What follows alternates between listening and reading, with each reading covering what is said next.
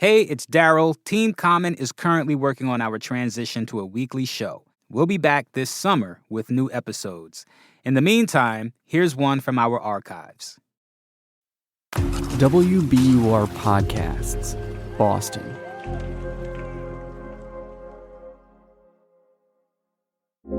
I'm Daryl C. Murphy, and you're listening to The Common. Cristela, Guerra. Daryl. How are you today? Oh, I'm fabulous. How are you? I'm good. I feel like we should be snapping because we're about to... Yes, and in black turtlenecks. Yeah, we're about to talk about some poetry. From what I understand, you're a poet. So this is going to be extra fun. So let's get into it.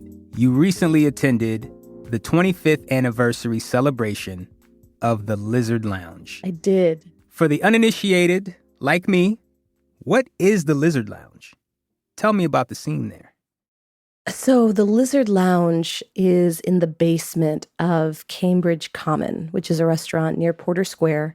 Okay. It is a part of a sort of larger restaurant group. And I found out about the anniversary because I was writing about a few places that restaurant group had to close because of the pandemic.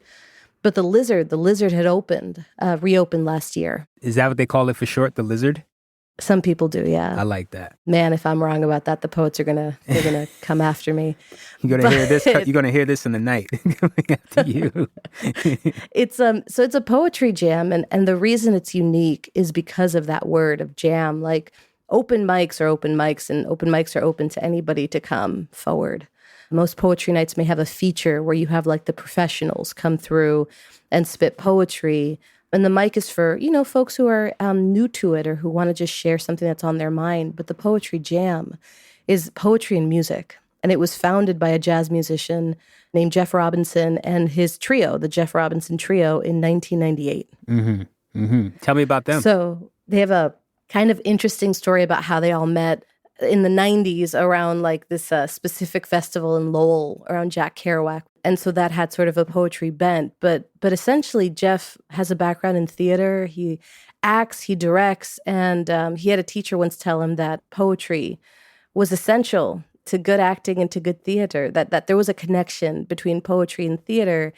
And in turn, he created a night that had a connection between poetry and music in a way that I think some people would say has like a sort of stereotype, like, like the sort of bongos and like people stringing a bunch of words together. But to me, this poetry jam just feels like, and maybe it was because of the night I went, but it's a packed room.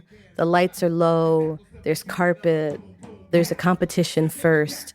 And people are just sort of like it feels like you're colliding with the words. It feels like you're in motion, the words are in motion, and you're moving in the room together. There's a vibration that happens. It's like that, it's like that, it's like that, y'all. It's like that, y'all. It's like that, y'all. And it just so happens that the man who's always in the background, who's playing his saxophone with his jazz trio, with the drummer and the bassist, was at the forefront of that night because it was announced that he was retiring, and the whole room was in an uproar. And this is Jeff Robinson.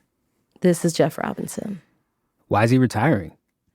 He says that he just wants to leave on a high, that he's been doing it for 25 years, but that he has a ton of other ideas, that he wants to spend more time with his kids and his grandkids, that it's time.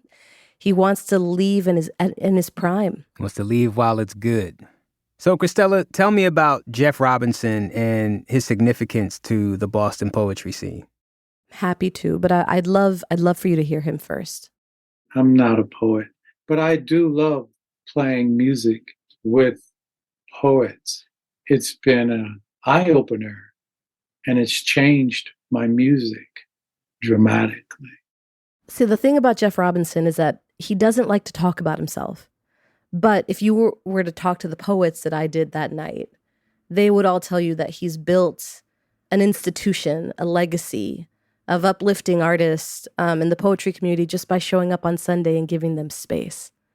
So aside from the fact that he's a playwright and he has written some poems of his own and he's a director and has a one-man show about Charlie Parker that's gotten rave reviews, he also happens to be this brilliant jazz musician that created this long-lasting evening that people return to as regulars even after like 10 years. So I think, he's one of those like maybe not known like far and wide, but in the poetry scene, in the poetry community, he is extremely well known.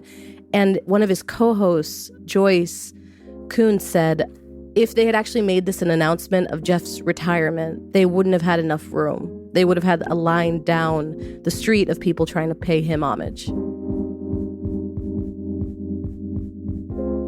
We're going to take a quick break, but we'll be right back with more from Cristela.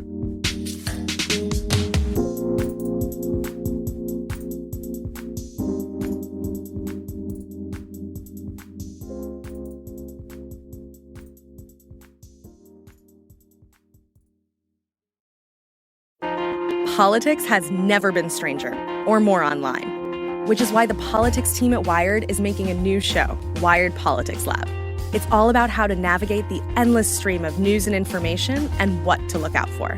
Each week on the show, we'll dig into far-right platforms, AI chatbots, influencer campaigns, and so much more. Wired Politics Lab launches Thursday, April 11th. Follow the show wherever you get your podcasts.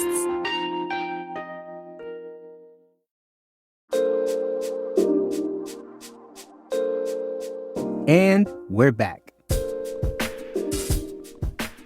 Just tell me about like the art of it and just how does improvised music just change the way one would experience poetry, and talk to me about just what that does to the fabric of art and culture here in Boston, I haven't been to another poetry slam that had music in the background necessarily.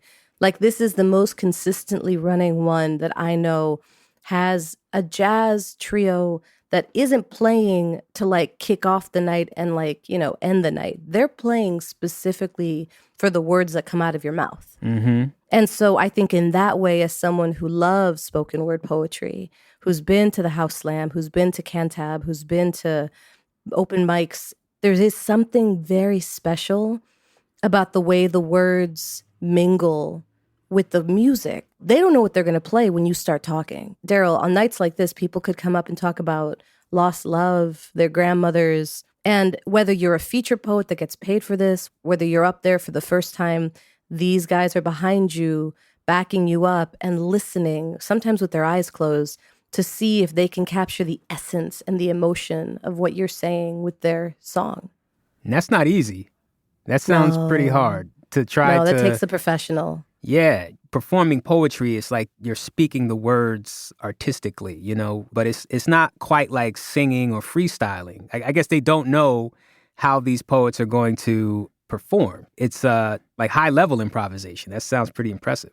And they've had all kinds of nights, right? They've had like rappers come through. They've had hip hop. A lot of people sort of do what they will and say what they want. And it's a rare thing to say that a poetry night's been around for 25 years. And I got there at 8:00 when they were starting the competition. And I left at 1:30 in the morning because I needed, especially because I kind of knew at the end of the night, Jeff would have some things to say. Mm-hmm. But also he just decided to say it through a saxophone. And you can hear it.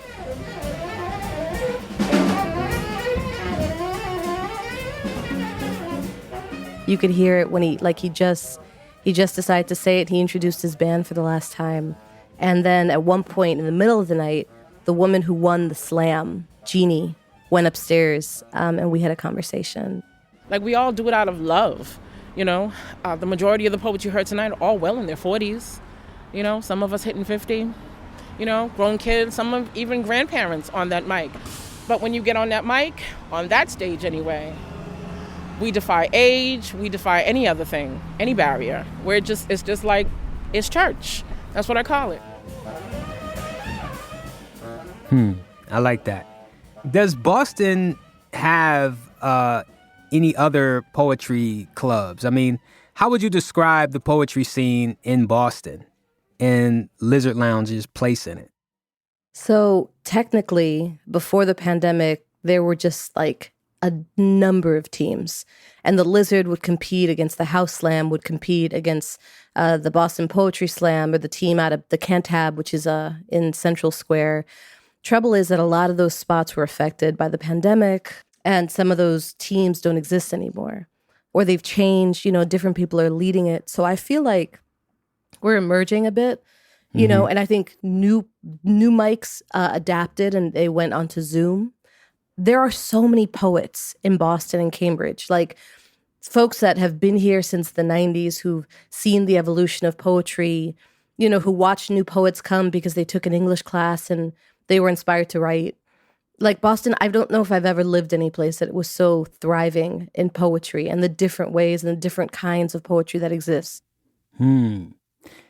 Back to the Lizard Lounge, what's going to happen now that Jeff is retiring? They want people to know that they're there and that actually Jeff plays with Blake Newman, who's the bassist. Blake's taken over the responsibilities that Jeff has had consistently for more than 2 decades, right? Like Jeff is there Sunday to set up everything. There's a drink named after Jeff Robinson. So the legacy that he is leaving behind will absolutely continue and keep going because people love this mic. And so part of this is, it's a celebration of him. It's a celebration of the place. It's to let people know if they need this, it's gonna remain. Nice. And Cristela, as we mentioned before, you are a poet yourself. What was it like to report on the Lizard Lounge in this 25th anniversary and the retirement of Jeff Robinson? It's surreal. I'd been to the Lizard a few times early on, and then I found my way to the Cantab, and then I found my way to the Haley House. And I'd seen some of these poets before. I knew some of them. So it was like, I felt very kind of deferential. I felt like I was paying respect. Like I was just kind of watching and taking in this experience because I knew that some of these poets they flew in, they drove in.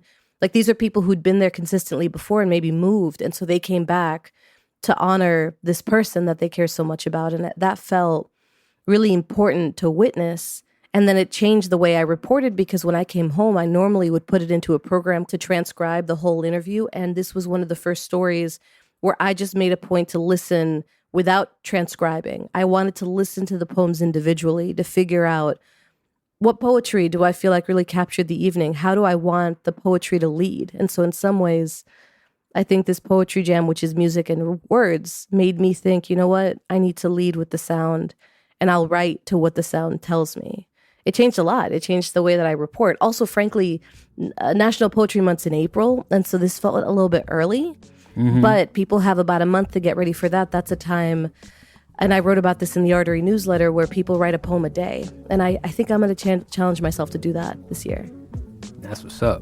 Well, Cristela, I'm doing my snaps for you.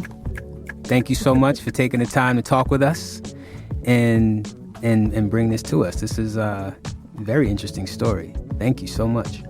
No, my pleasure, Daryl. Thank you. I love talking to you guys. That's WBUR arts and culture reporter Cristela Guerra.